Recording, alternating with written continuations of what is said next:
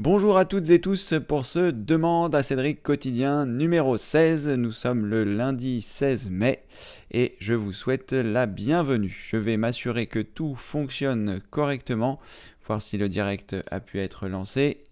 Nous sommes le lundi 16 mai. Parfait, tout est bon, tout fonctionne. Donc soyez les bienvenus aujourd'hui. Nous sommes donc le lundi 16 mai 2016. Et je vous souhaite la bienvenue, j'espère que vous allez bien. Nous sommes déjà 8, donc je ne serai pas tout seul en ce lundi férié. Merci d'être là. N'hésitez pas à poser vos premières questions. Je n'ai rien à vous dire de spécial aujourd'hui, si ce n'est que si vous souhaitez assister à un demande à Cédric Quotidien, il vous suffit simplement de vous rendre sur la page d'accueil de mon site internet. J'ai perdu ma souris, où est-elle? Ça commence bien. Ah, elle est là. Oh là là, bah oui, elle était partie très loin. Alors, donc si vous souhaitez assister à un demande à Cédric quotidien pour pouvoir poser vos questions en direct, eh bien c'est très simple. Il vous suffit simplement, je vais quitter mon Skype, ce sera aussi simple. Voilà. Il vous suffit simplement de vous rendre sur le site, sur l'accueil du site formation informatique avec cédric.fr. Et là, à 11h, vous aurez accès au direct. Il vous suffira de cliquer sur lecture ici pour voir l'accès au direct. Et pour poser vos questions, il faut que vous soyez connecté avec votre compte Gmail. Et il faut également que vous ayez un compte Google Plus d'actif avec cette connexion Gmail. Ensuite, si vous le souhaitez, vous pouvez vous rendre un petit peu plus bas sur la page, identifier le bandeau bleu et vous inscrire pour mettre votre prénom, votre adresse email et cliquer sur oui je m'inscris, oui je veux m'inscrire, tout simplement pour avoir accès à un grand nombre de vidéos gratuites que je mets à votre disposition pour apprendre l'informatique à votre rythme. Et voilà. Et plein d'autres choses, notamment les retransmissions et retranscription des demandes à Cédric quotidien et un grand nombre de choses. Allez, on va démarrer puisque on va y aller. Bonjour Laurent, bonjour Cédric. Alors Laurent, petite précision avant que vous vous lanciez dans votre question. Je n'ai pas encore eu le temps de regarder pour l'histoire du partage de l'ordi vers la PS3. Donc on fera ça avant la fin du mois de mai évidemment, mais là j'ai pas encore eu le temps de regarder. Et pareil, la personne qui m'avait demandé comment est-ce qu'on fait pour enregistrer son micro sur VLC, je n'ai pas encore eu le temps de regarder non plus ni de faire les tests. Donc aujourd'hui il faudra poser d'autres questions parce que celle-ci je n'y répondrai pas. Voilà, ça vous évite d'avoir à tout saisir. À saisir votre question. Pour l'instant, j'ai pas encore fait les tests. Je les ferai sûrement dans la semaine. Mais là, entre hier et aujourd'hui, j'en ai profité pour me reposer un peu et donc pour ne pas faire des choses à côté. Voilà Laurent, désolé, mais vous inquiétez pas, on va voir ça dans la semaine. Alexandre, bonjour Alexandre, bonjour Cédric. J'espère que vous allez bien. Merci d'être là en ce lundi férié de 11h à midi. Moi, je suis finalement là pour répondre à vos questions, mais j'oublie trop que vous devriez être en week-end. Et donc, je vous remercie beaucoup d'être là. Nous sommes déjà 14. Et voilà, donc j'espère qu'on va pouvoir continuer de progresser ensemble en informatique, au moins tous les jours du mois de mai. Et puis après, si vous souhaitez aller plus loin, vous pourrez vous inscrire soit en tant que membre mini, soit en tant que membre actif, soit en tant que membre plus, ce sera à votre convenance. Inscrivez-vous déjà sur le site formation informatique avec cédric.fr si ce n'est pas déjà fait, pour déjà avoir accès au contenu gratuit que je vous offre. Voilà. Allez, une question de Michael. J'aurais dû prendre la question de Marina. Au niveau de la... Le mot ne va même pas me venir. Allez, on va prendre la question de Michael. Bonjour Michael, bonjour Cédric. Quand j'arrive sur le Google Play Music, je vois que la page est blanche. Je suis sur Windows 10. Est-ce normal? Et c'est vrai que c'est payant, on ne peut pas l'avoir gratuitement. Alors... Michael, c'est pas tout à fait payant. C'est-à-dire qu'il faut que vous mettiez votre carte bancaire pour pouvoir bénéficier des fonctions du Google Play. Mais ça ne veut pas forcément dire que vous êtes obligé d'acheter de la musique. Je vais essayer de vous montrer comment ça se passe. Donc là, je vais me rendre sur l'accueil de mon Google Play Music. Et comme je suis connecté avec mon compte Google Play, il va lire ma bibliothèque de musique. Donc là, ce sont les titres que j'ai ajoutés, soit ceux que j'ai achetés, soit ceux que j'ai directement intégrés à partir de mes CD, de ma bibliothèque de CD, ou à partir de mes fichiers MP3 que je pourrais avoir sur mon ordinateur. Donc là, par exemple, si on regarde ici, ça ce sont des albums que j'avais sur CD et que j'ai envoyés directement sur mon Google Play pour pouvoir y avoir accès.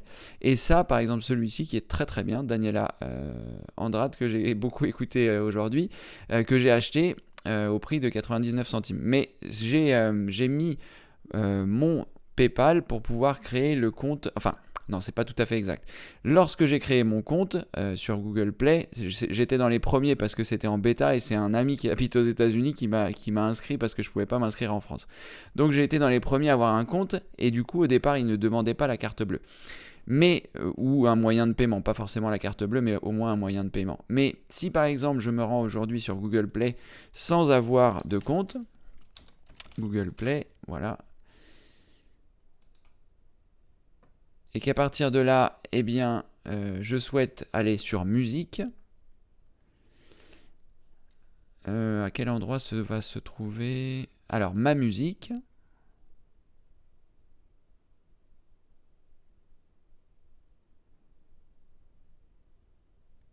Voilà.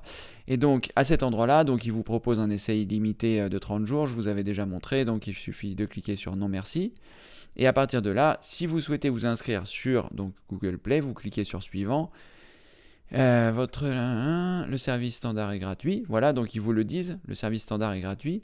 Mais il vous faut ajouter une carte. En tout cas, j'ai pas trouvé le moyen d'éviter ce système. Donc vous ajoutez une carte, que ce soit une carte ou un compte PayPal ou que ce soit un autre moyen de paiement, vous voyez. Et à partir de là, vous allez avoir la possibilité d'arriver sur votre Google Play et de charger votre musique. Comme moi j'ai pu le faire ici, et ensuite je peux accéder à ma bibliothèque, c'est-à-dire l'ensemble des morceaux qui se trouvent ici, et à partir de là je vais pouvoir écouter un morceau si je le souhaite. Donc ce sera gratuit, ça ne devient payant que si par exemple j'ai envie d'acheter un morceau de musique. Si par exemple, je sais pas, Daniela... Alors ça doit être dans ma bibliothèque, voilà. Est-ce que j'ai la possibilité de... Non, c'est dans boutique, pardon. Donc là, si je vais dans la boutique, j'ai la possibilité, si là je le fais, voilà, donc je clique ici, et à partir de là, si par exemple je souhaite acheter ce morceau, je clique là, et là j'ai la possibilité de soit d'acheter l'album complet, soit d'acheter morceau par morceau. Mais ça c'est totalement facultatif, ce n'est absolument pas obligatoire. Donc vous pouvez vous inscrire, la seule contrainte c'est qu'il faut mettre un moyen de paiement la première fois. Mais vous ne serez pas débité de rien puisque le service standard est gratuit. En revanche, faites attention parce que quand vous allez vous inscrire, il va vous proposer, comme je vous l'ai montré tout à l'heure, de vous inscrire à Google Music, qui est l'équivalent de Deezer, de tout ça. C'est un abonnement de 9,99 par mois où vous pouvez écouter toute la musique partout où vous êtes, sur votre ordinateur, sur votre smartphone, sur votre tablette, etc.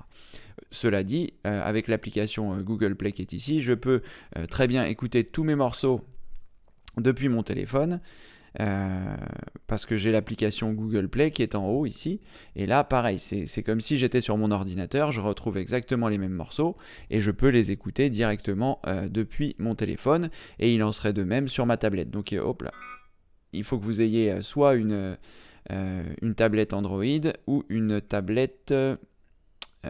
tablette ou téléphone Android ou iOS, parce que j'ai l'impression que sur Windows Phone ça ne fonctionne pas malheureusement.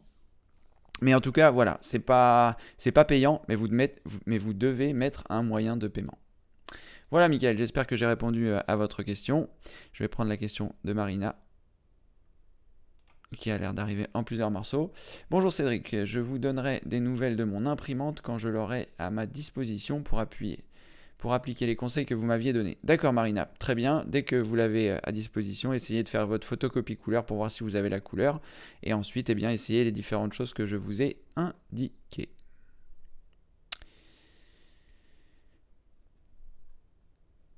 Allez, je vais prendre... Mickaël, bonjour Cédric, pas trop fatigué aujourd'hui? Eh bien non, aujourd'hui je ne suis pas trop fatigué, je ne sais pas pourquoi, pourtant je suis allé courir hier soir dans dans ma dynamique de me remettre en forme, donc de manger mieux et de me remettre à faire du sport, je suis allé courir 40 minutes et donc je devrais être fatigué aujourd'hui, mais non, finalement j'ai bien dormi et je suis en forme. C'est les heures de récupération petit à petit de la nuit d'il y a 3 jours. Allez, bonjour ABCDEF. Bonjour Cédric, j'ai un problème avec Google Shopping. Quand je recherche un produit dans Shopping, je ne peux pas l'ouvrir. Je clique sur voir l'offre, mais rien ne se passe. Une page blanche apparaît. Merci d'avance.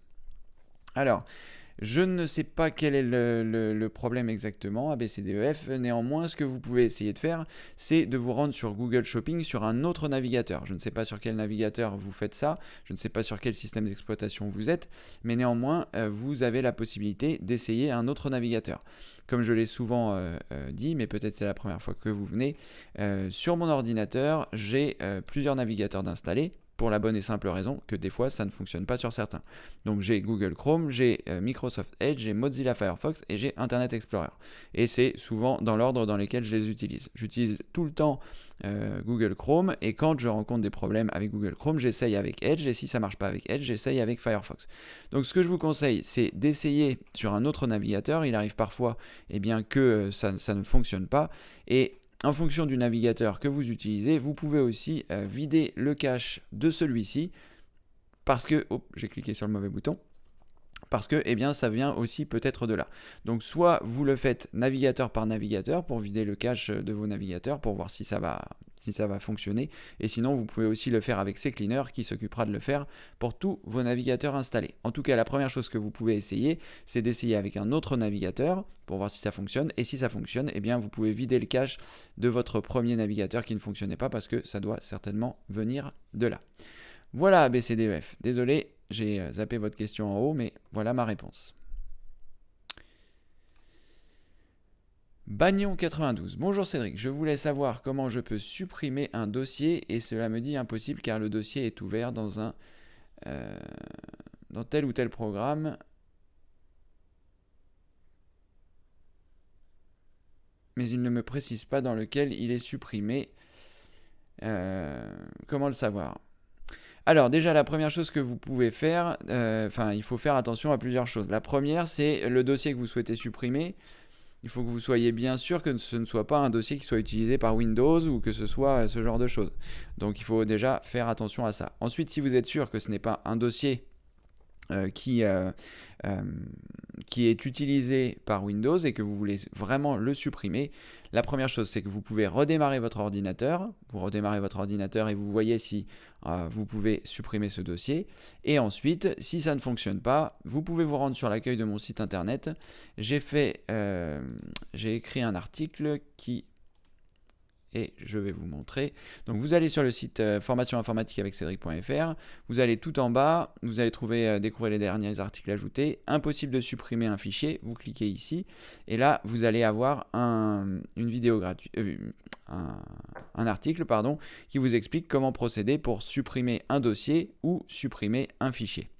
Vous avez également, me semble-t-il, quelque part dans les vidéos gratuites, mais peut-être que c'est dans les vidéos outils que je l'ai mis. Alors si je l'ai mis dans les vidéos outils, il faut que vous soyez au minimum membre mini pour pouvoir y accéder. Je regarde. Ah oui, c'est là. Donc c'est supprimer un dossier ou un fichier récalcitrant. En gros, c'est l'article, mais en version vidéo, où je vous explique pas à pas comment faire les manipulations. Mais pour accéder à ça, il faut être membre mini. Donc vous vous inscrivez sur l'accueil du site.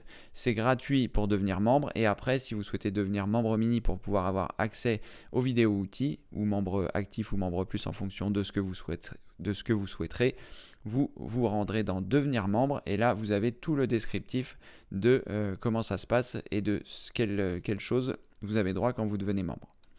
Voilà, mais sinon avec l'article qui se trouve sur l'accueil de mon site, vous devriez déjà vous en sortir. Néanmoins, faites attention comme je vous le précisais. Je vérifie que je ne ferme pas n'importe quoi. Comme je vous le disais, faites attention à ce dossier. Il faut que vous assuriez que ce n'est pas un dossier de Windows ou que ce n'est pas un dossier qui est important pour un programme. Et si vous avez un doute, vous le laissez, puisque à mon avis, il ne doit pas peser lourd sur votre ordinateur. et donc ça n'a pas vraiment d'incidence qui soit là. Voilà, Bagnon. J'espère que j'ai répondu à votre question.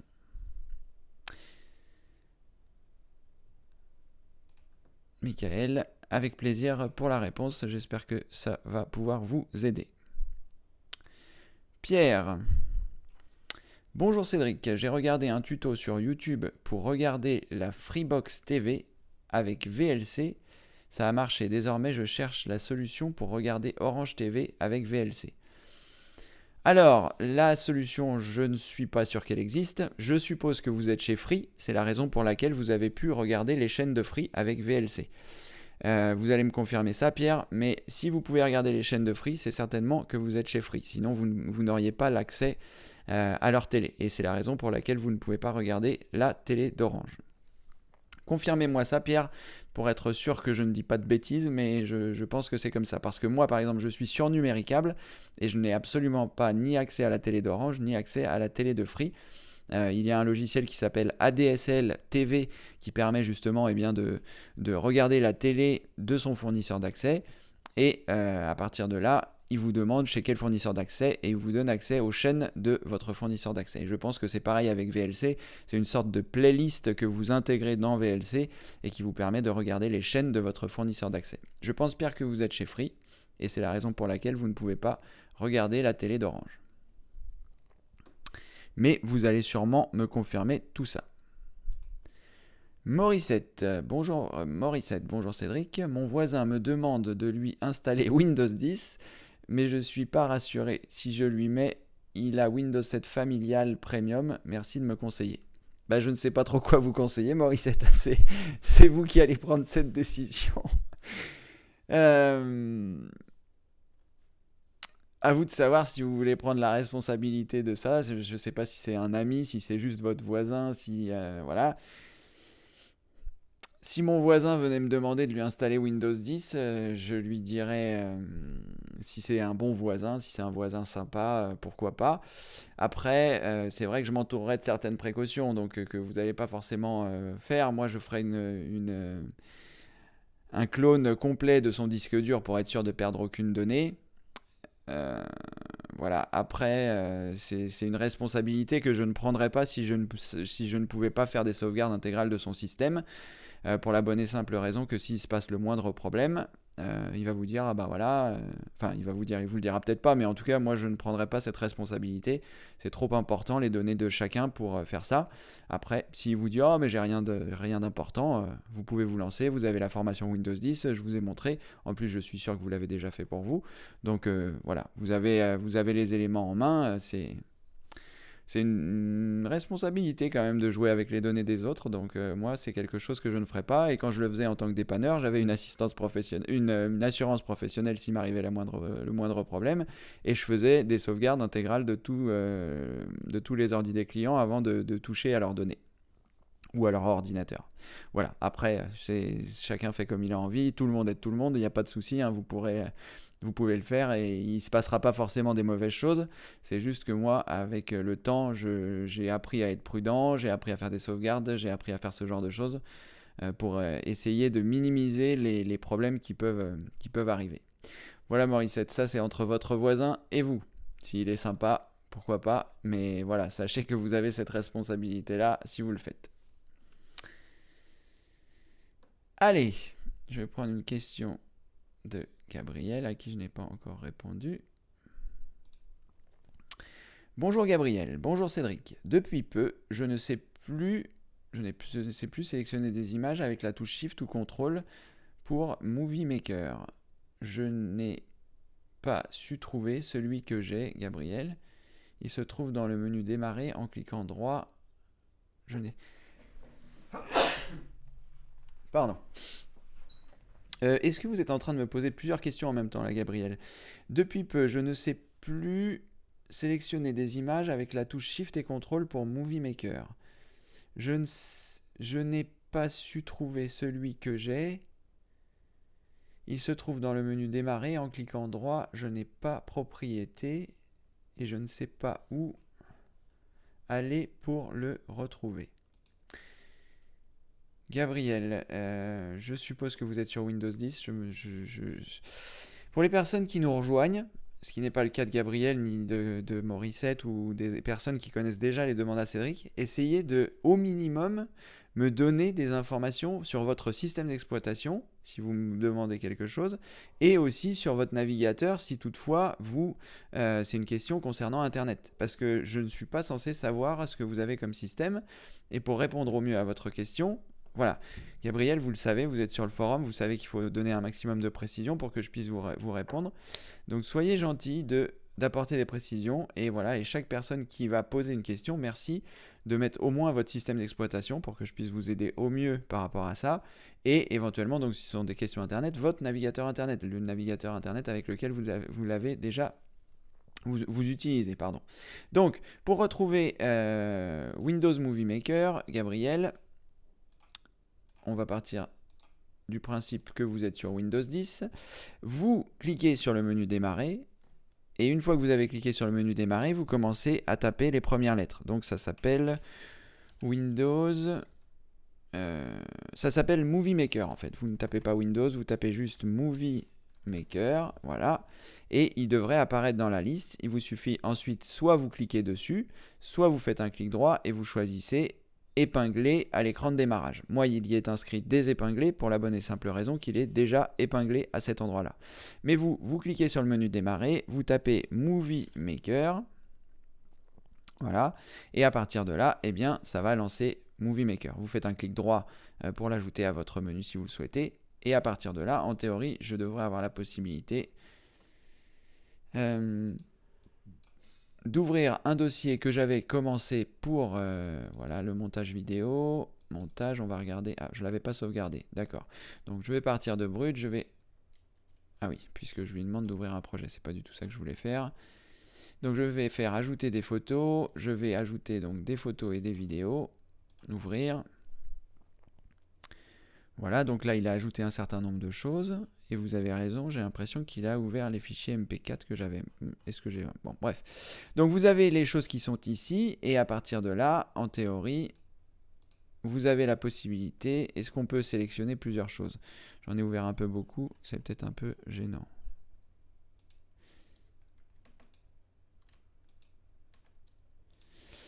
Et donc, je ne sais pas si on peut faire des sélections multiples avec CTRL et majuscule dans Windows Movie Maker. Hein. Il n'y a pas de certitude. Bon, je vais essayer de le faire plutôt avec des images, comme ça je serai sûr. Je vais importer des images que je vais aller chercher dans mon Drive.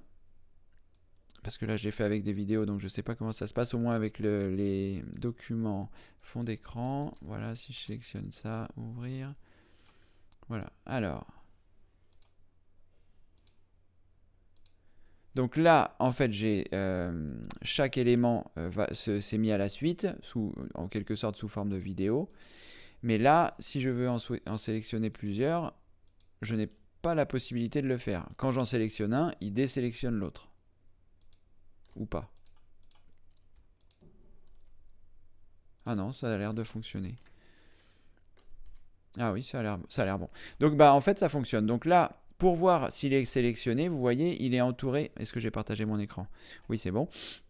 Donc, quand vous êtes sur Windows Movie Maker, ici, quand vous le sélectionnez, il y a un cadre bleu ciel qui apparaît. Vous voyez, là, il est sélectionné. Et donc, si je veux sélectionner des morceaux discontinus, je vais appuyer sur la touche CTRL de mon clavier. Là, par exemple, si je souhaite sélectionner celle-ci et celle qui se trouve au-dessus, j'appuie sur la touche CTRL et je clique.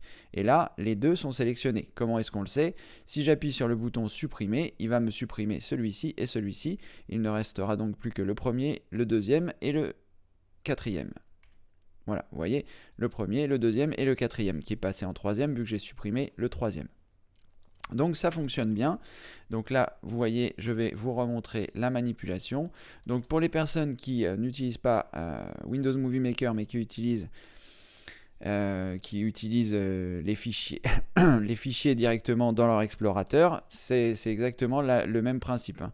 Donc c'est ce qu'on appelle une sélection continue ou discontinue. C'est-à-dire que quand vous souhaitez sélectionner plusieurs éléments qui se suivent, vous cliquez sur le premier et avant de cliquer sur le dernier, vous appuyez sur la touche majuscule. Voilà, et ensuite vous cliquez avec le clic gauche, et ça va sélectionner ce qu'il y a entre le point A et le point B, c'est-à-dire les deux choses qui étaient ici. Si je souhaite tout sélectionner, je prends le premier, je me rends sur le dernier, j'appuie sur la touche majuscule, je clique, et ça sélectionne tous les éléments.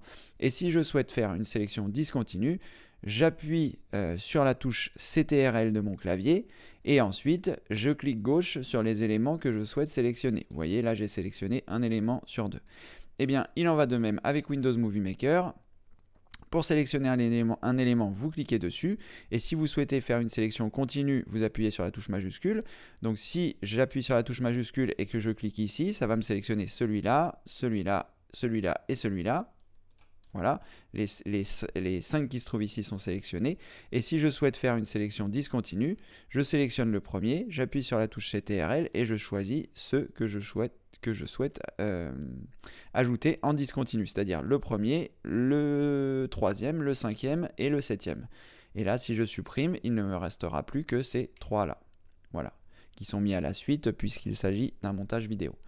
Donc la touche CTRL vous permet à la fois d'ajouter, mais également de supprimer, enfin pas de supprimer, mais de supprimer de la sélection, c'est-à-dire que vous pouvez combiner les deux techniques, faire une sélection continue, donc prendre de la première à la dernière, et si vous souhaitez enlever l'image qui se trouve au milieu ici, vous appuyez sur la touche CTRL, vous cliquez dessus, et là, eh bien, ça aura été enlevé de votre sélection. C'est ce qui vous permet, lorsque vous faites des déplacements de photos, eh bien si par exemple vous avez 100 photos et que vous souhaitez enlever 2 photos qui se trouvent au milieu, plutôt que de sélectionner les 48 premières et les 48 dernières, vous pouvez tout sélectionner, donc en cliquant sur la première, puis en appuyant sur la touche majuscule et en cliquant sur la dernière, et ensuite avec la touche CTRL, enlever les photos que vous souhaitez enlever de votre sélection. Et là, vous voyez, je n'ai plus que la première, la troisième, la quatrième, la cinquième et la septième. Voilà. Donc ça, c'était le petit passage sur les sélections continues et discontinues qui fonctionnent sur Windows Movie Maker. Voilà, Gabriel. Pardon. Bonjour, Sacha, et bienvenue parmi nous. Nous sommes 29. Oh là là, incroyable. Personne n'est en week-end. Vous êtes comme moi, vous voulez travailler, apprendre l'informatique.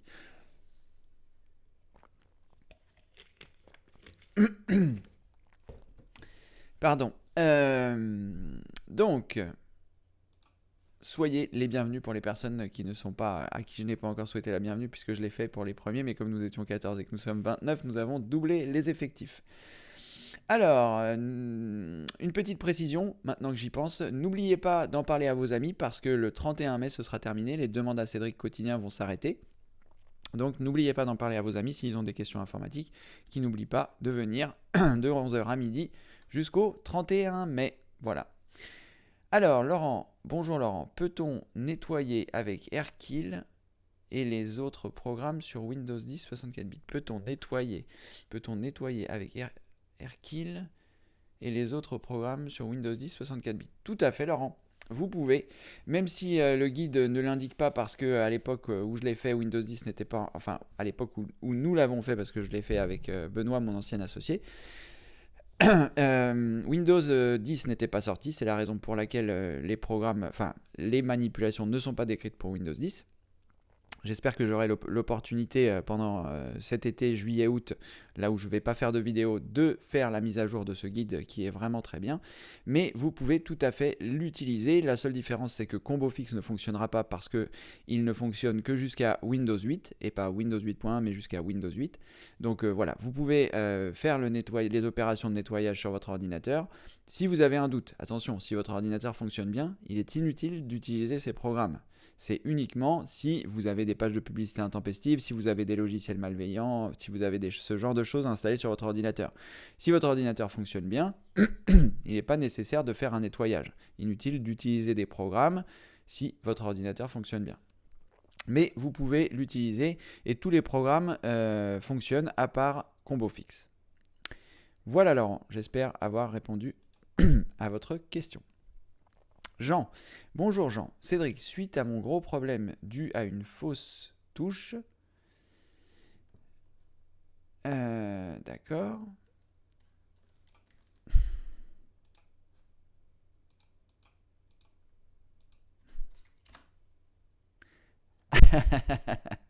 Non, vous avez fait un gâteau. J'ai pas partagé, pardon, j'ai pas partagé l'écran. Mais Jean est membre plus, c'est un spécialiste du montage vidéo. Cédric, joyeux anniversaire pour vos...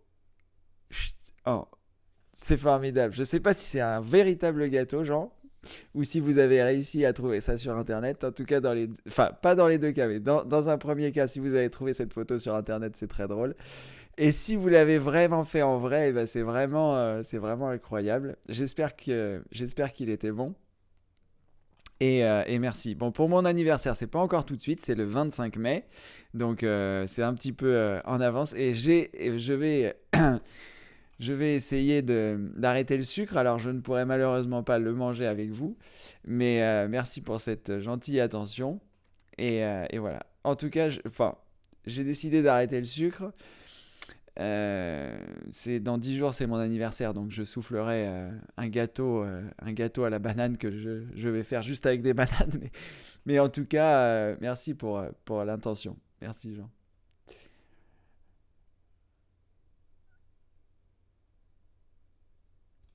Laurent, juste pour le complément de question, c'est sans danger pour votre système. Ce n'est jamais sans danger pour le système quand on fait des manipulations de nettoyage. Donc, avant de faire les manipulations de nettoyage, d'ailleurs je le précise bien dans le guide, vous faites des sauvegardes des choses importantes. Chaque fois que vous allez réaliser des choses qui vont toucher le système, il faut que vous ayez des sauvegardes les plus récentes possibles, des choses qui vous tiennent à cœur. Comme je disais à Morissette dans ce début de session, je ne sais pas si vous étiez déjà arrivé, son voisin lui demandait si elle pouvait lui installer Windows 10. Les données, c'est quelque chose qu'on a de plus précieux. Enfin, pour beaucoup d'entre vous qui ne maîtrisez pas encore l'informatique suffisamment pour réinstaller un Windows de zéro, vous le ferez petit à petit si vous avez envie d'arriver jusque-là.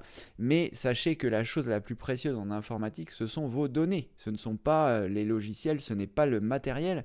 Voilà. Moi, la première fois où j'ai perdu quelque chose de catastrophique, c'était toute mais j'ai un disque dur qui est tombé en panne. J'avais 80 gigas, toutes mes photos numériques depuis le départ que j'avais fait. Je pensais que j'avais une sauvegarde de ce disque et en fait je n'en avais pas. Ce disque est tombé en panne et j'ai essayé pendant des jours de récupérer les informations.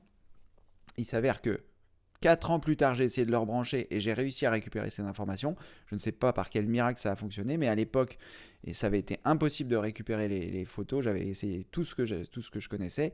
Et tout ça pour dire que j'avais perdu ces 80 gigas de photos. 3 ans plus tard, je ne sais pas, une fois de plus, par quel miracle, j'ai rebranché ce disque dur et j'ai réussi à récupérer mes photos.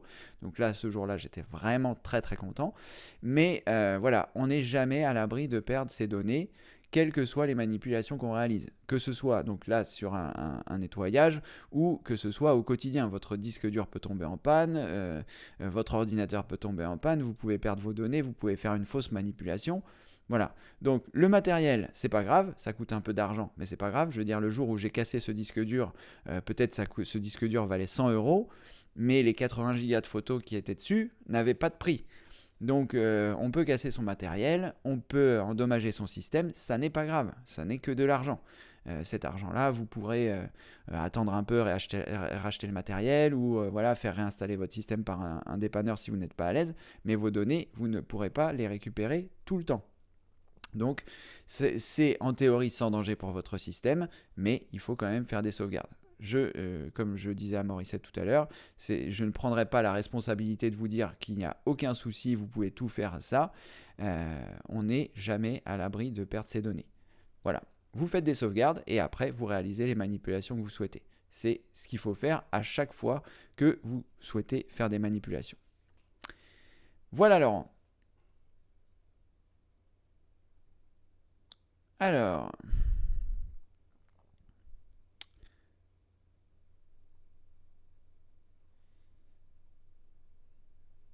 Alors, je vais prendre une question.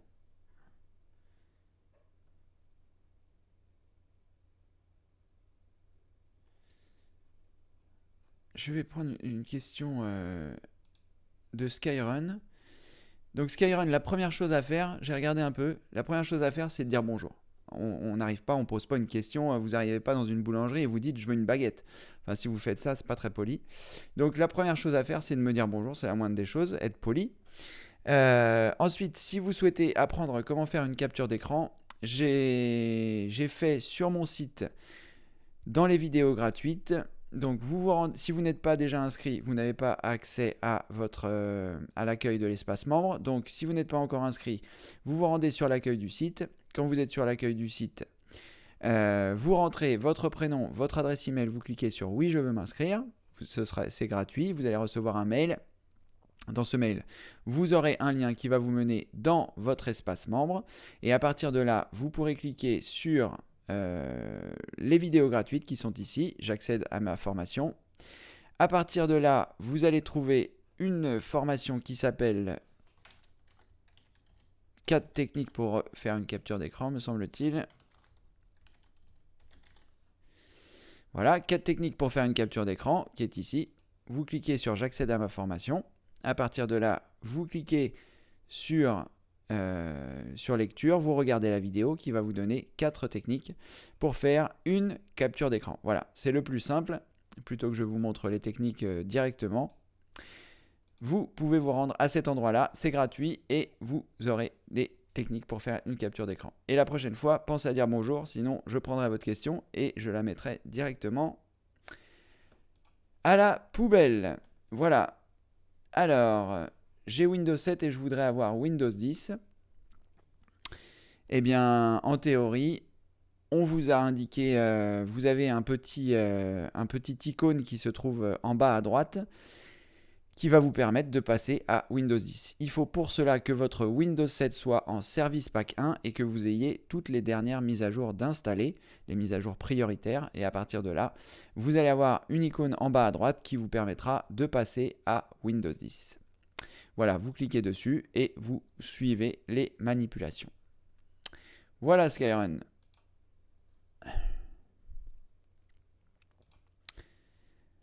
Infinize, bonjour. Bonjour Cédric, j'ai acheté une Surface Pro 3, mais la tablette ne dure que 4 heures. J'ai fait 3 échanges de tablettes, mais aucun changement. Windows 10. Alors malheureusement, je ne vais pas pouvoir vous parler de tablette puisque je ne connais rien en tablette. Moi j'ai un iPad et c'est à peu près tout. Donc voilà, ici c'est plutôt Windows, c'est plutôt PC et pas forcément tablette. Ensuite, j'ai acheté une Surface Pro, mais la batterie ne dure que 4 heures. J'ai fait des échanges de tablettes, mais aucun changement. Là, il faut vraiment voir plutôt avec votre revendeur, celui qui vous a vendu la tablette, savoir pourquoi vous avez 4 heures d'autonomie. Je ne connais pas du tout l'autonomie des tablettes, ni même de la Surface Pro 3. En tout cas, voilà, rapprochez-vous de votre revendeur, c'est la personne qui vous l'a changé 3 fois, et demandez-lui pourquoi ça dure 4 heures. Peut-être que vous jouez pendant 4 heures, peut-être que vous regardez des films pendant 4 heures, et même si la tablette est donnée constructeur pour durer, je ne sais pas, peut-être 10 heures, si vous regardez des films, c'est normal que ça dure moins longtemps.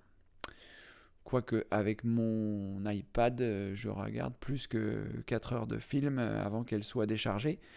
Mais en tout cas, voilà. La seule chose que je peux vous dire, c'est rapprochez-vous de la personne qui vous l'a vendu ou échangez déjà 3 fois et demandez-lui pourquoi ça ne dure que 4 heures.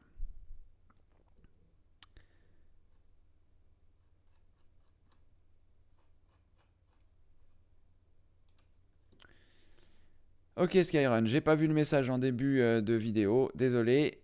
Dans ce cas-là, le mieux c'est quand même de redire bonjour à chaque question, comme ça me permet de ne pas oublier que vous avez dit bonjour.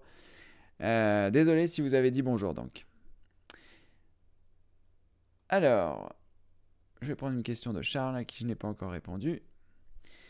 Bonjour Charles, bonjour Cédric. Quelle est la différence entre effacer l'enregistrement et formater une clé USB? Merci pour vos conseils. Alors, quelle est la différence entre effacer l'enregistrement et formater une clé USB? Alors, je suppose que vous faites référence, je vais vous montrer. Je vais brancher une clé USB, je ne sais pas ce que j'ai dessus, j'espère que... Oh, voilà.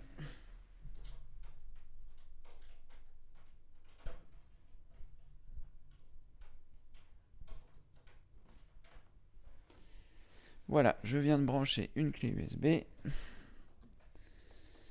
Et je pense qu'il n'y a rien d'important. Ah si, peut-être. Alors, je vais en mettre une autre. Je vous demande juste un petit instant. Est-ce que j'avais partagé mon écran? Oui. Alors, je vais partager. Je vais éjecter la clé, pardon. Et je vais en mettre une autre qui, je pense...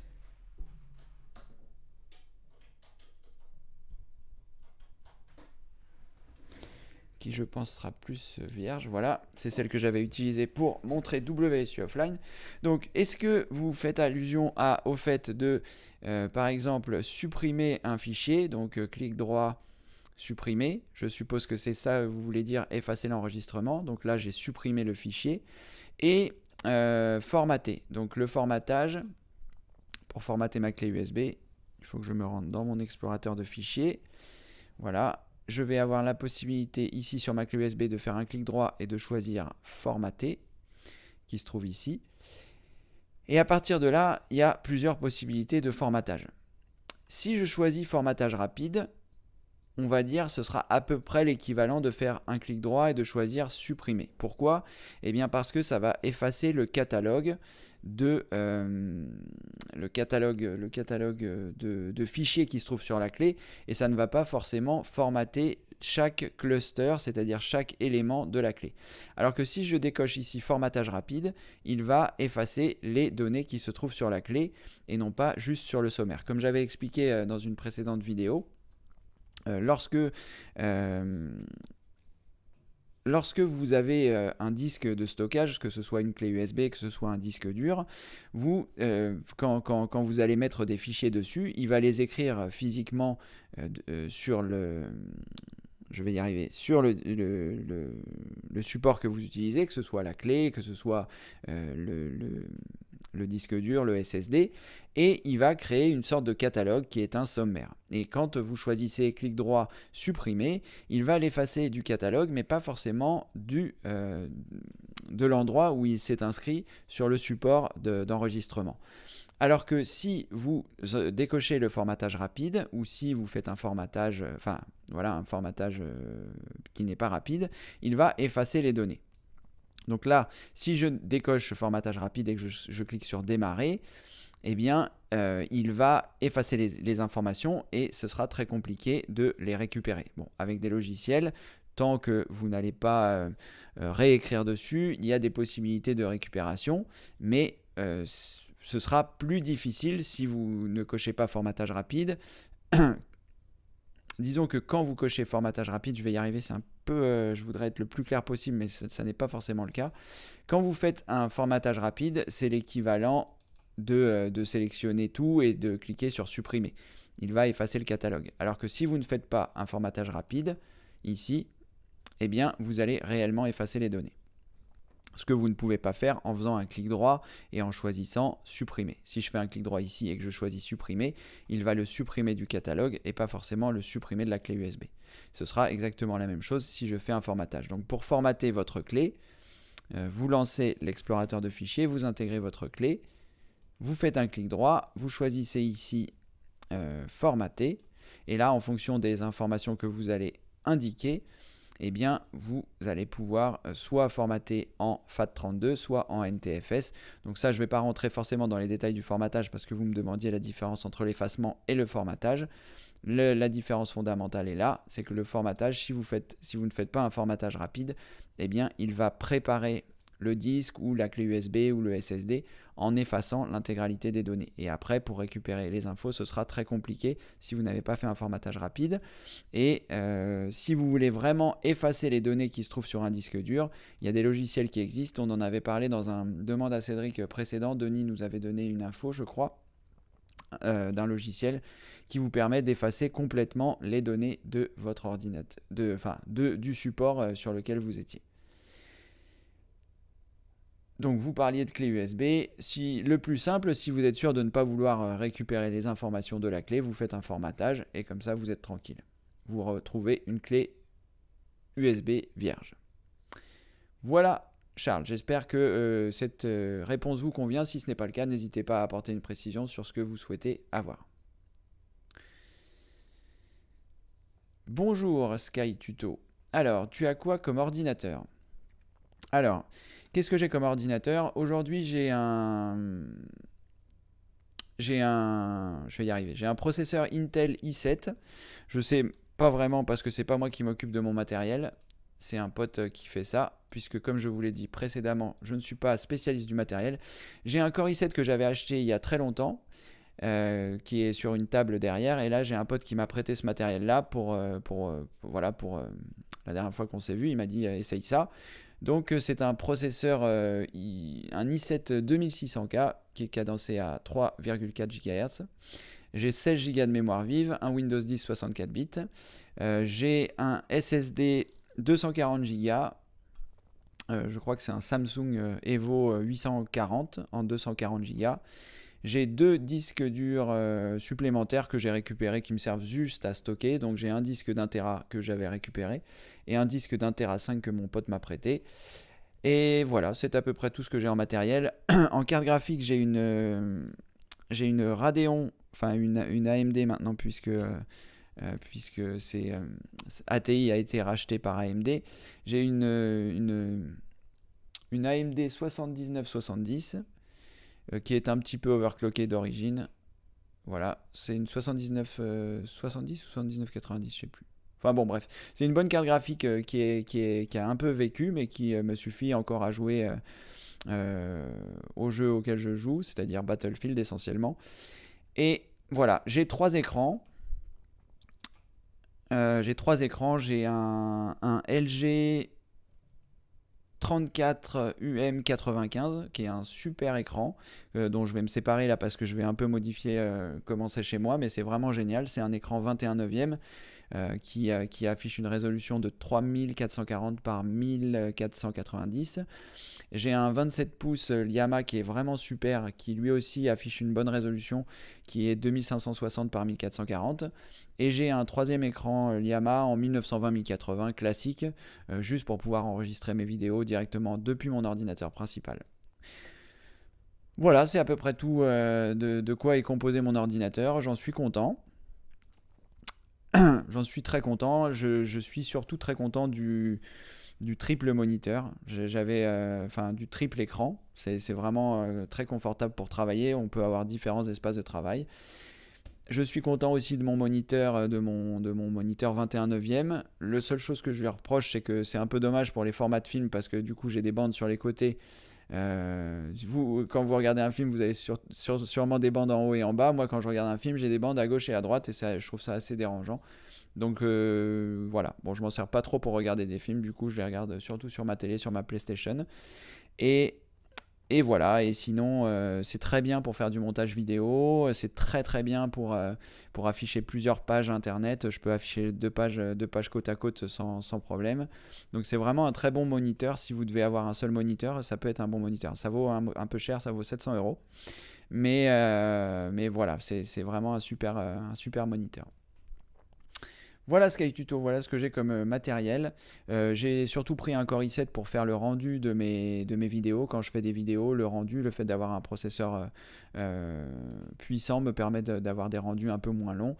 Et les 16 Go de mémoire vive me servent essentiellement à pouvoir ouvrir des machines virtuelles qui me permettent d'avoir un Windows 7 dans mon Windows 10, d'avoir un Windows 8, d'avoir différentes machines au sein de mon seul ordinateur. Voilà Sky Tuto. Laurent, comment fonctionne le système NTFS sur une clé ou un disque dur? Alors, comme vous avez pu voir, j'ai dit que j'allais pas rentrer dans les détails, mais finalement vous voulez des détails. Quand vous faites formater la clé, je vais reprendre ici, je vais le faire avec la clé, comme ça risque pas d'avoir d'incidence sur mes disques durs. Lorsque vous choisissez formater, vous avez différents formats qui se trouvent ici. Le système par défaut de Windows, c'est le système NTFS. L'inconvénient de ce système NTFS, c'est qu'il n'est pas reconnu par tous les systèmes. C'est-à-dire que si vous faites un formatage de votre clé USB en NTFS, vous risquez de ne pas être capable, par exemple, de transférer des données chez un ami qui aura un système macOS, par exemple, ou sur votre PlayStation, ou sur votre télé. Donc si vous souhaitez avoir le meilleur format de compatibilité avec les autres systèmes, vous choisissez FAT32. L'inconvénient du FAT32, c'est que vous ne pourrez pas mettre sur cette clé un fichier dont la taille unique dépasse 4 Go. Ça ne veut pas dire que si vous avez une clé de 8 Go, vous ne pourrez pas mettre différents dossiers au-delà de 4 Go. Ça veut juste dire que un fichier unique ne pourra pas dépasser la taille de 4 Go. Donc concrètement, si vous avez des films ripés qui pèsent 20 Go et que vous avez une clé de 32 Go, si vous la formatez en FAT32, vous ne pourrez pas mettre ce fichier qui dépasse les 4 Go.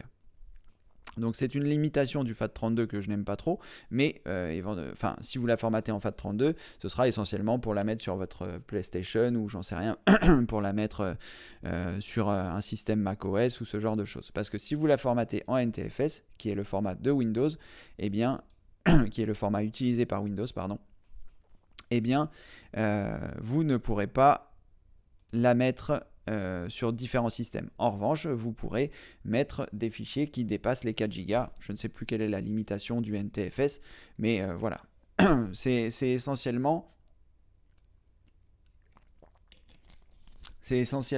ça. Et donc, vous me parlez pour les disques durs, c'est à peu près pareil. C'est-à-dire que moi, mes disques durs, j'ai pas de disque dur externe qui ne soit pas formaté NTFS parce que voilà, je ne les utilise que sur Windows.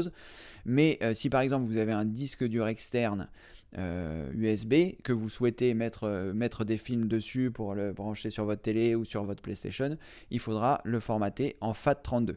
Par défaut, il va être formaté en FAT32 parce que quand vous achetez un disque dur externe, le fabricant l'a formaté en FAT32 justement pour qu'il soit compatible avec les différents systèmes. Mais si vous le formatez en NTFS, sachez que vous pourrez mettre des gros fichiers, mais vous ne pourrez pas les transférer sur votre PlayStation ou sur les autres supports qui ne soient pas Windows. C'est dans les grandes lignes. Voilà Laurent, j'espère avoir été suffisamment précis sur ma réponse. Solange, bonjour Solange, bonjour Solange, je vais y arriver. Bonjour Cédric, bonne journée, cordialement Solange. Bon bah voilà, merci, bonne journée à vous aussi Solange, merci d'être parmi nous aujourd'hui. Allez, je regarde s'il y a quelqu'un à qui je n'ai pas encore répondu.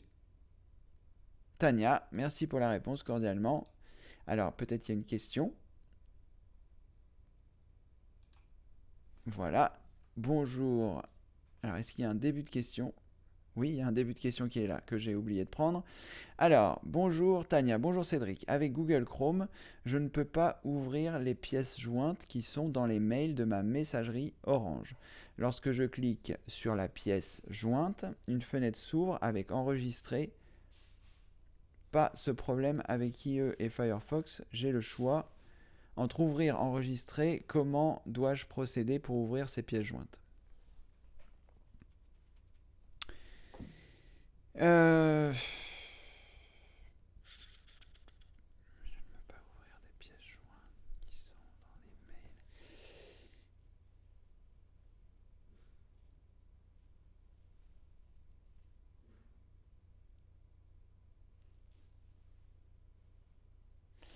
Alors,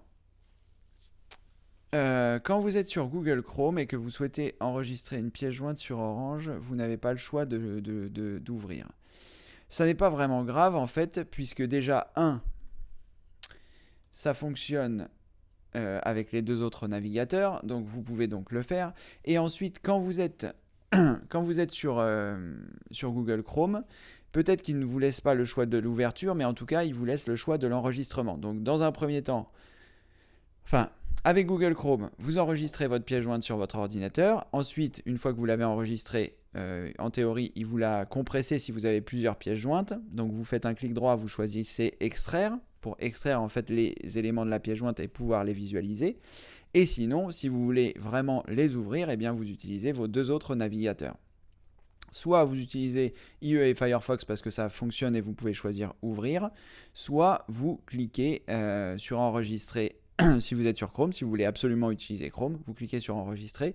Ça va enregistrer la pièce jointe sur votre ordinateur. Ensuite, vous faites un clic droit, vous choisissez extraire tout, ce qui va vous permettre d'extraire les fichiers. Et à partir de là, vous pourrez les consulter, les ouvrir. Mais sinon, je ne sais pas si on a la possibilité d'ouvrir dans Google Chrome à partir d'Orange. Mais en tout cas, vous pouvez faire les choses que je viens de vous indiquer. Soit vous utilisez IE et Firefox parce que vous voulez la fonction ouvrir, soit vous utilisez Chrome, mais dans ce cas-là, vous devez enregistrer. Voilà Tania. L'avantage d'avoir plusieurs navigateurs, c'est justement de pouvoir choisir en fonction des options de l'un et des options de l'autre ce que vous pouvez faire ou ne pas faire.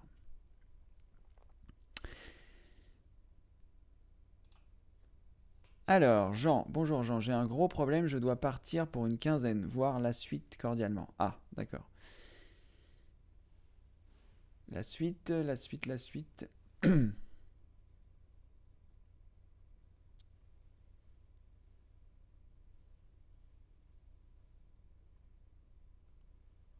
Eh bien, je ne vois pas de suite, Jean. Alors, peut-être qu'une suite va arriver, auquel cas je prendrai le temps de vous répondre, mais pour l'instant, je ne vois pas la suite. Alors, Louis-Paul, bonjour Louis-Paul, bonjour, merci, bonjour Cédric. La taille maximum d'un fichier en NTFS est de 2 Teraoctets. Bon, eh bien voilà, merci beaucoup Louis-Paul pour cette précision. En réponse à Laurent, vous pourrez mettre un fichier qui fait jusqu'à 2 Teraoctets sur le système NTFS. Alors, est-ce qu'il n'y a pas, en fonction des différentes versions de NTFS, Louis-Paul, est-ce qu'il n'y a pas des différentes tailles disponibles? Ça vaudrait peut-être la peine de regarder. On va regarder ça tout de suite. Partager. Parce qu'il me semble qu'il y a différentes versions de NTFS. Alors, taille maximum fichier. Je vais y arriver. Maximum fichier NTFS. NTFS, si je ne me trompais pas, ce serait mieux. Alors là, il y a une première information.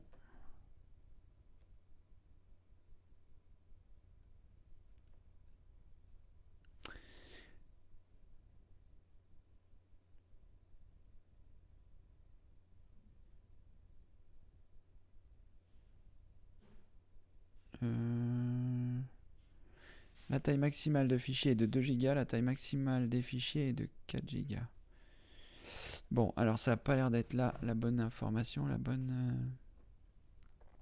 sur comment ça marche, c'est ce qu'ils vont nous avoir donné. Une information. Non. Bon, je ne vais pas perdre trop de temps avec ça. On va considérer que la réponse de Louis-Paul est bonne. Je ne sais pas si après les versions, enfin comme il y a différentes versions de NTFS, est-ce que sur Windows 10 la taille maximum est réellement de 2 Tera, je ne sais pas. En tout cas, merci beaucoup pour ce complément d'information, Louis-Paul. Oui, alors continuons. Je regardais l'heure. Est-ce que Jean a apporté un complément? Là, il y a beaucoup de choses auxquelles je dois répondre.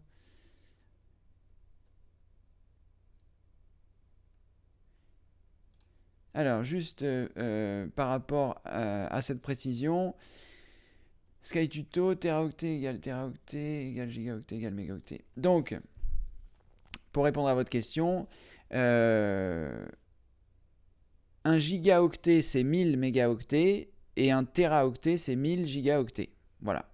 Donc, c'est 1 million de mégaoctets? Peut-être. Un teraoctet, c'est peut-être 1 million de mégaoctets. Donc, 1 gigaoctet, c'est 1000 mégaoctets, et 1 teraoctet, c'est 1000 gigaoctets. Voilà. Donc, en théorie, 1 teraoctet, ça doit être 1 million de mégaoctets. Voilà, SkyTuto, j'espère que c'est clair. Bon, c'est pas très grave. Mais en tout cas, voilà, ce qui est sûr, c'est que 1 gigaoctet, c'est 1000 mégaoctets, et qu'un teraoctet, c'est 1000 gigaoctets. 1 giga, 1 Tera. Oui, c'est ça. Bonjour Philibert, bonjour Cédric. La suite de Jean, c'était le fameux gâteau. Ah, merci, d'accord, merci Philibert. Oh là là, c'est sûr que comme ça arrive en paquet et pas forcément dans l'ordre dans lequel ça arrive. D'ailleurs, je n'ai pas encore bien compris comment les questions se classaient. Ce serait plus simple si elles arrivaient par ordre de questionnement, pardon. Mais ça n'est pas le cas. Merci Philibert. Heureusement qu'il y a des gens qui suivent parce que moi j'ai du mal à suivre. Allez, je vais prendre une question de Marina. Alors, je voudrais acheter la licence Windows 10 Pro pour remplacer mon système Vista. Je trouve la vente d'une clé au prix de 28,99 sur Cdiscount. Ça me paraît vraiment pas cher et ça me paraît vraiment bizarre. Alors, il y a deux choses à prendre en considération dans la question que vous m'indiquez. La première, c'est que vous êtes sur Windows Vista. Donc ce n'est pas parce que vous êtes sur Windows Vista que votre matériel sera suffisamment puissant pour faire fonctionner Windows 10. Il faut que vous preniez ça en considération parce que vous risquez, au-delà de la puissance, parce que quand on regarde les spécificités de Windows 10, il dit qu'on n'a pas beaucoup je vais me recoucher, j'arrive. Il dit qu'on n'a pas besoin de beaucoup de puissance, néanmoins, la puissance ne suffit pas. Vous risquez de rencontrer des difficultés avec les pilotes, savoir s'ils sont compatibles, c'est-à-dire les pilotes, les composants matériels que vous avez dans votre ordinateur, si c'est un ordinateur avec Vista, vous risquez de ne pas trouver les pilotes pour Windows 10 et votre système risque de ne pas fonctionner terrible. Donc, il y a cette première chose que vous devez regarder. Ensuite, trouver sur Cdiscount une licence à 29,90, ça me paraît très très étrange, donc il faut que vous fassiez attention à ça. Je suis en train de regarder. Alors, il me dit que la page est introuvable sur le lien que vous m'avez envoyé. Donc je vais regarder si je peux revenir un peu en arrière. Non, page introuvable. Donc faites attention parce que ça me paraît quand même très très bizarre. Si je cherche clé Windows 10 dans Cdiscount pour voir si je peux retrouver éventuellement ce que vous avez trouvé. Eh ben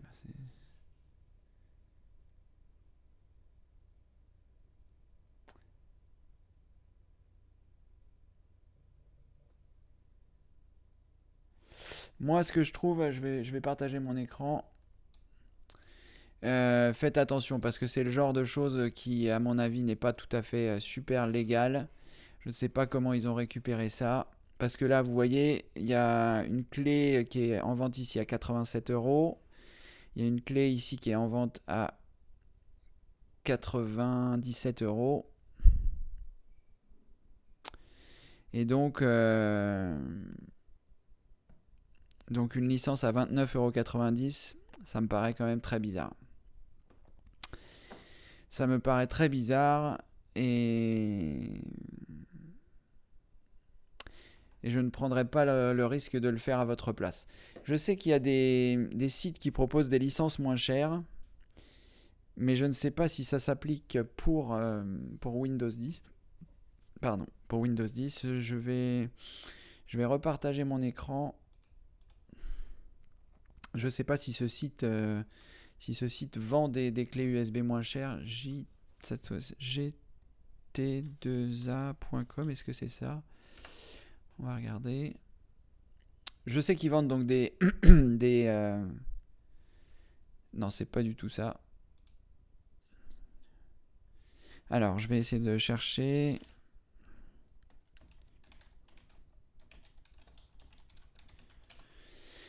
On va essayer de trouver. Voilà, c'est G2A, pardon. Alors, c'est pour acheter des jeux. Si vous avez des jeux à acheter, des clés, des licences à acheter, vous pouvez les acheter sur ce site. Vous voyez, c'est moins cher. Par contre, 8 € Battlefield, ça me paraît vraiment pas cher. Bon, je sais que c'est un site qui est plutôt bien. Et je sais pas s'ils vendent des clés de Windows 10, 44.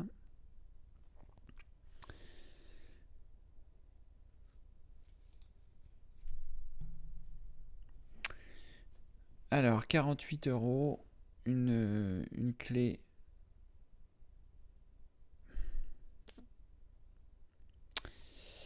Je sais pas, là honnêtement, je voudrais pas vous conseiller quelque chose qui. Parce que ça me paraît tellement pas cher, 48,40 € pour une clé. Et je sais pas s'il y a des assurances sur ce site.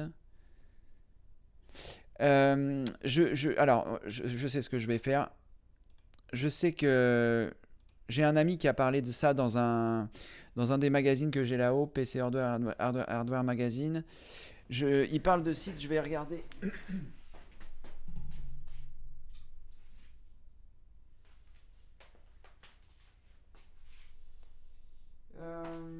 Non, ce que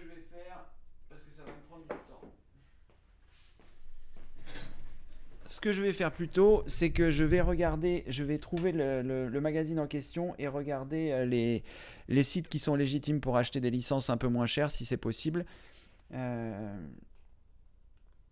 Reposez-moi votre question un autre jour, Marina, et je vais regarder dans ce magazine les licences HM, PCU. Voilà, je ne vais pas forcément le faire aujourd'hui parce que je vais me reposer cet après-midi. Mais voilà, avant le 31 mai, reposez-moi votre question. Je l'ai noté, donc je vais regarder les sites. 29,90, ça me paraît vraiment pas cher. C'est pas quelque chose que je vous conseillerais forcément de faire. Mais moi, je vais regarder de mon côté et je vous indiquerai ça. Si vous voulez tenter, c'est 30 euros. Après tout, c'est 30 euros. 30 euros, ça reste correct, mais c'est un peu la roulette russe, hein, je pense. Voilà, vous pouvez essayer, enfin, vous pouvez patienter, Marina, si vous pouvez patienter quelques jours. Voilà, c'est ce que je vous conseille aujourd'hui, en tout cas. Prenez votre temps avant de prendre cette décision, ça me paraît les offres trop belles pour être vraies, qui sont pas sur le site officiel, c'est toujours un peu bizarre. Voilà. Bonjour Brandon, bienvenue parmi nous. Il est midi, je vais m'arrêter, je vais répondre encore à quelques questions parce que je vois qu'il y en a encore beaucoup. Je vais regarder s'il y a des personnes à qui je n'ai pas encore répondu. Robert, me semble-t-il que je n'ai pas répondu. Et après, on va s'arrêter là pour aujourd'hui. Vous pourrez revenir demain et tous les jours du mois de mai jusqu'au 31. Bonjour Robert, bonjour Cédric, je suis sur Windows 7. Quand j'ouvre l'explorateur, je fais un clic droit sur sur un de mes disques durs, une fenêtre s'affiche et dit que Windows doit redémarrer. Je voudrais afficher la fenêtre contextuelle pour voir les propriétés, merci. Alors, donc vous êtes sur Windows 7 et quand vous faites un clic droit, vous n'avez pas le menu qui apparaît.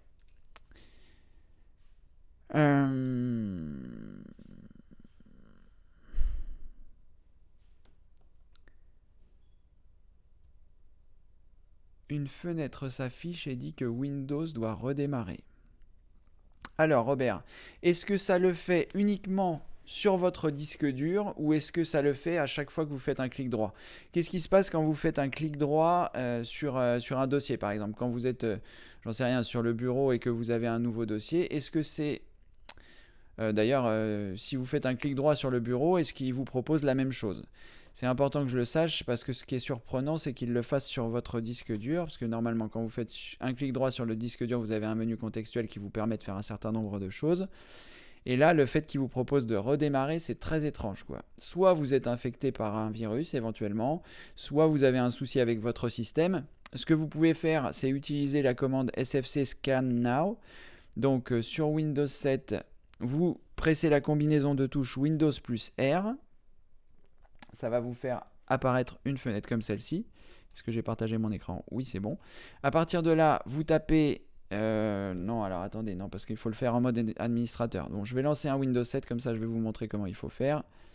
Ce sera aussi simple. Et pendant le temps que le Windows 7 va se lancer, je vais répondre à d'autres questions. Ok. Et on reviendra sur là-dessus tout à l'heure.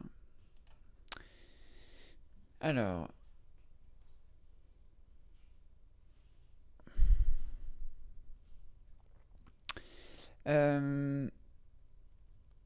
je reprendrai votre question tout à l'heure, Robert.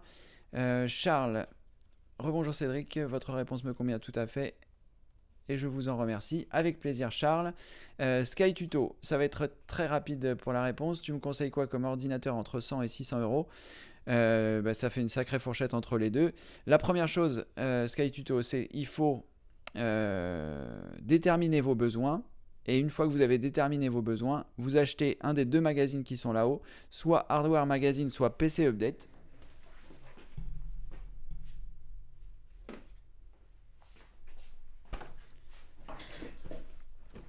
Voilà, soit Hardware Magazine, soit PC Update, un des deux. Ils sortent en fait un mois sur deux. Donc si vous ne trouvez pas PC Update, vous trouverez Hardware Magazine. Ils sortent un mois sur deux. Donc un mois c'est Hardware Magazine, l'autre mois c'est PC Update. Et là, ils ont eu, c'est vraiment super ce qu'ils font, c'est que ils ont à la fois les composants de référence, donc soit vous pourrez vous servir des composants de référence, soit ils ont encore quelque chose de mieux qui s'appelle les configurations de référence qui sont là. Et ça, c'est chaque mois. Chaque mois, ils mettent à jour et en fonction donc de vos besoins, ils vous indiquent les meilleurs prix, que ce soit sur Internet ou ce que vous pourrez trouver, des configurations. Donc c'est vraiment super. Moi, c'est ce que je ferais si toutefois j'avais pas accès. Bon, c'est mes potes, donc à la fois je leur fais un peu de pub et à la fois ils me rendent tellement service tout le temps que c'est la moindre des choses. Donc voilà, moi si j'ai besoin d'acheter du matériel, je ne m'y connais pas parce qu'il faut suivre l'actualité des processeurs, l'actualité des cartes mères, l'actualité de ci, l'actualité de ça. J'ai pas forcément le temps. Donc eh bien, je leur passe un petit coup de fil et je leur dis voilà, je veux m'acheter telle config, qu'est-ce que je peux prendre ? Et ils me font la liste de la config. Ça, ils ne pourront pas le faire pour vous évidemment, mais ils le font pour leur lecteur. Leur magazine vaut 6 €, vous l'achetez une fois et les 6 € que vous allez investir dans le magazine vont vous faire économiser les euros que vous auriez perdus en suivant les conseils d'un vendeur chez Darty ou tout ça. Donc vous faites l'investissement des 6 € pour avoir les configs de référence. Elles sont tous les mois, elles sont tout le temps mises à jour. Tous les mois, ils les mettent à jour. Et en fonction de ce dont vous avez besoin, vous pourrez trouver le matériel que vous souhaitez. Et avec ce qu'ils ont à la fin, donc les composants de référence, vous pourrez éventuellement affiner les configurations qu'ils vous proposent. C'est vraiment la meilleure solution que je vous recommande. Voilà Sky Tuto. Alors, je vais regarder si le Windows 7 est lancé pour vous montrer comment faire un SFC Scan Now. Je pense que oui, voilà. Donc, Robert, quand vous êtes sur Windows 7, vous allez cliquer sur le menu Démarrer et dans le champ de recherche, vous allez taper CMD. Là, en théorie, vous avez CMD qui va apparaître. Vous faites un clic droit, vous choisissez Exécuter en tant qu'administrateur. Il va vous demander, le contrôle de compte utilisateur va vous demander si vous voulez exécuter ça, vous choisissez oui. Vous arrivez sur cette fenêtre, vous allez taper SFC espace scan SCANNOW. Vous allez appuyer sur la touche entrée et ça va scanner les fichiers de votre système en essayant de les réparer. En espérant que cette commande va pouvoir réparer votre problème, et si ce n'est pas le cas, eh bien il sera toujours temps d'essayer d'autres solutions que l'on pourra trouver sur internet. Donc vous pouvez Robert, revenir un autre jour si la commande SFC Scan Now ne répare pas votre système, et puis on regardera ensemble sur Google voir s'il y a d'autres possibilités. Voilà, il est 11h12, ça fait un peu plus d'1 heure que je réponds à vos questions. On va s'arrêter là pour aujourd'hui. Il y a des questions auxquelles je n'ai pas répondu. Vous pouvez venir tous les jours jusqu'à la fin du mois de mai de 11h à midi. Je réponds à vos questions. Vous pouvez aussi en parler à vos proches, n'hésitez pas. Vous pouvez aussi vous inscrire sur le site formationinformatiqueaveccedric.fr si ce n'est pas déjà fait. Vous aurez accès à beaucoup de vidéos gratuites qui sont disponibles. Et puis en attendant tout cela, je vous dis à demain. Merci d'avoir suivi ce Demande à Cédric numéro 16. Au revoir.